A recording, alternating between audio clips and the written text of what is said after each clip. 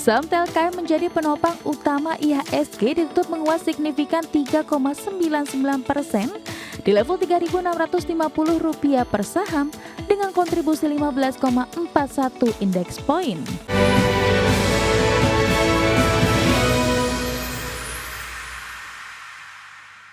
Terima kasih Anda masih bergabung bersama kami. Pemirsa, indeks harga saham gabungan atau IHSG ditutup menguat dan berhasil memangkas pelemahan dengan bertahan di atas level 8.500-an di hari Senin. Saham Big Caps kembali menjadi penopang seiring penguatan saham Telkom dan saham BCA. Indeks harga saham gabungan atau IHSG ditutup menguat 0,47% di level 8.548,78 di akhir perdagangan Senin hari pertama perdagangan di Desember. Indeks sektoral dengan kenaikan terbesar sektor barang konsumen siklikal melesat 2,89%, sektor energi naik 1,36%, dan sektor teknologi menguat 1,08%.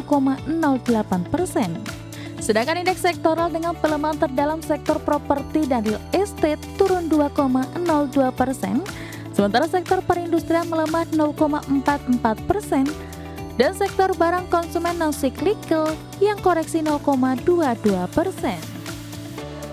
Saham Telkom menjadi penopang utama IHSG ditutup menguat signifikan 3,99% di level Rp3.650 per saham dengan kontribusi 15,41 indeks poin. Emiten lain yang tercatat menjadi penggerak IHSG dari perbankan Big Cap, saham BBCA ditutup menguat 1,51% di level Rp8.400 per saham. Saham DSSA ditutup menguat 2,59% di level Rp112.800 per saham. Saham Gotoh ditutup menguat 4,69% di level Rp67 per saham. Dan saham ENRG ditutup melejit 21,32% di level Rp1.195 per saham. Pembayaran datang dari saham konglomerasi saham BRPT ditutup melemah 3,07% di level Rp3.470 per saham.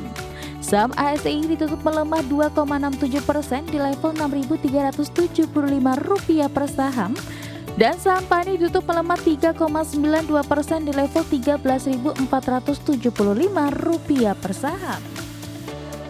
Dikutip dari Bloomberg, investor memperhitungkan dengan cermat laporan dan pengumuman indikator ekonomi Indonesia, salah satunya rilis Badan Pusat Statistik.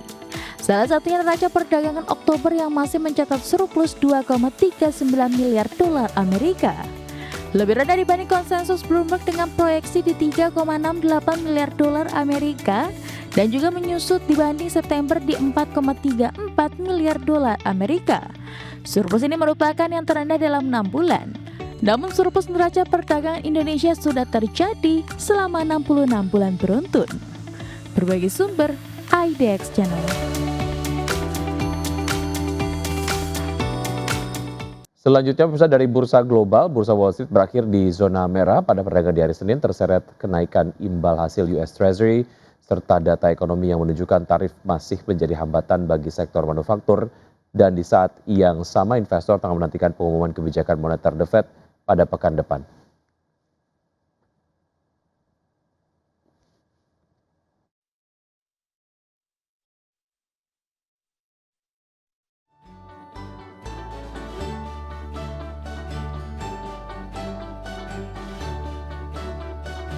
Ya, pada penutupan perdagangan di hari Senin, indeks Dow Jones Industrial Average ditutup terkoreksi 0,9% menjadi 47.289, S&P 500 yang melemah 0,53% ke posisi 6.812 dan Nasdaq Composite menyusut 0,38% ke level 23.275.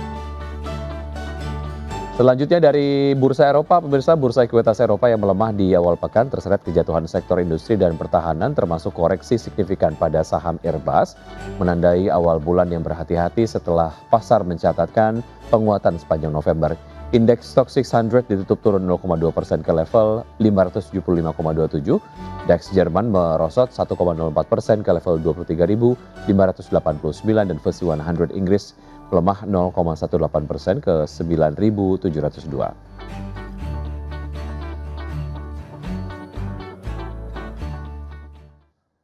Ya, untuk berbincang pagi hari ini kita sudah terhubung bersama Mas Faisal Azmi, Research Analyst PT Insight Investment Management. Selamat pagi Mas Faisal.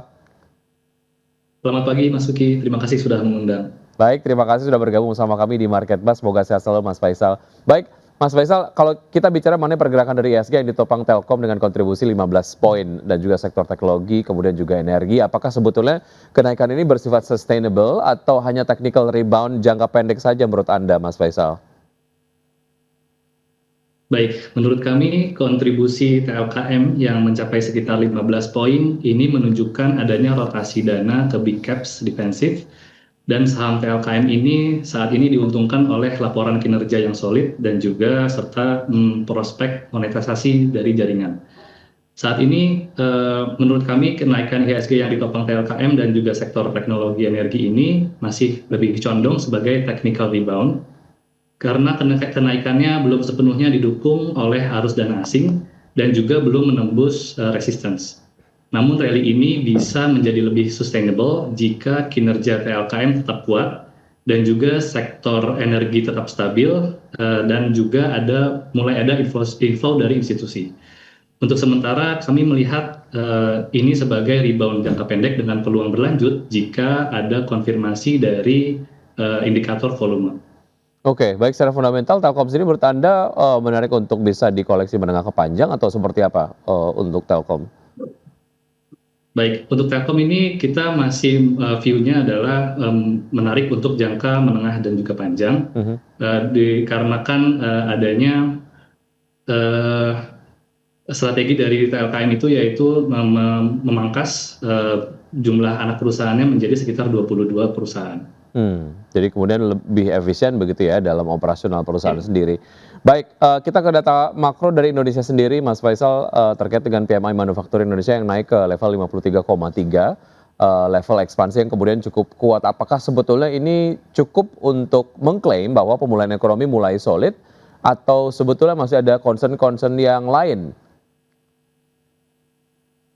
Baik, terkait kenaikan PMI manufaktur ke 53,3 ini memang menunjukkan ekspansi yang kuat dan ini sinyal positif bahwa aktivitas industri sudah mulai pulih. Namun kami menilai pemulihan ekonomi ini masih belum sepenuhnya solid. Beberapa indikator seperti konsumsi rumah tangga, kemudian permintaan global, dan juga arus investasi masih bergerak belum merata. Jadi PMI yang tinggi ini adalah awal yang baik, tetapi pemulihan masih bersifat rapuh dan juga belum solid dan perlu adanya konsistensi data dalam beberapa bulan ke depan untuk memastikan momentum ini benar-benar berkelanjutan. Oke, kondisi fundamental yang kemudian baik, apakah ini akan mengerek optimisme terkait dengan IHSG tembus level 9.000 di akhir tahun atau seperti apa, Mas Faisal, point of view Anda?